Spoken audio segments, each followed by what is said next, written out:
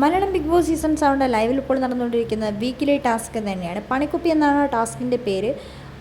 കണ്ണ് കെട്ടി ഒരാളുടെ പേര് ബോക്സിൽ നിന്നും സെലക്ട് ചെയ്യും. ആ ആൾ അയാളുടെ ഫ്രണ്ടിലിരിക്കുന്ന ഇമ്മ്യൂണിറ്റി കുപ്പി കൊണ്ട് അയാൾ ഈ ടാസ്കിൽ നിന്നും പുറത്താക്കാൻ ആഗ്രഹിക്കുന്ന വ്യക്തിയുടെ ഫ്രണ്ടിൽ കൊണ്ടുപോയി വെക്കുക എന്നതാണ് ടാസ്ക്. ആതിരയുടെ പേരാണ് പിന്നീട് കിട്ടിയത്. ആതിര എടുത്തത് നമ്മുടെ സാബുമാനെ പുറത്താക്കാനാണ്. കറക്റ്റ് സാബുമാൻ ആതിരേൻ്റെ പേര് പറയുകയും ചെയ്തിട്ടുണ്ടായിരുന്നു.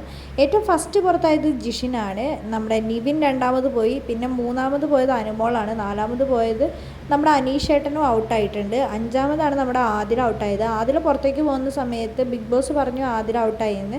ആ സമയത്ത് ആതിര പറയുന്നുണ്ട് സാബുമാന് കറക്റ്റ് അവിടെ നിന്ന് കാണായിരുന്നു, അതൊന്ന് ചെക്ക് ചെയ്യണം, ഫെയർ ആയിട്ടല്ല കളിക്കുന്നത്, പലരും അങ്ങനെയല്ല കളിക്കുന്നതെന്ന്. അനുമോളും പറയുന്നുണ്ട് ആര്യനൊക്കെ ഉടായ്പാണ് കളിച്ചത്, അവൻ കറക്റ്റ് കണ്ടിട്ടുണ്ടെന്ന്.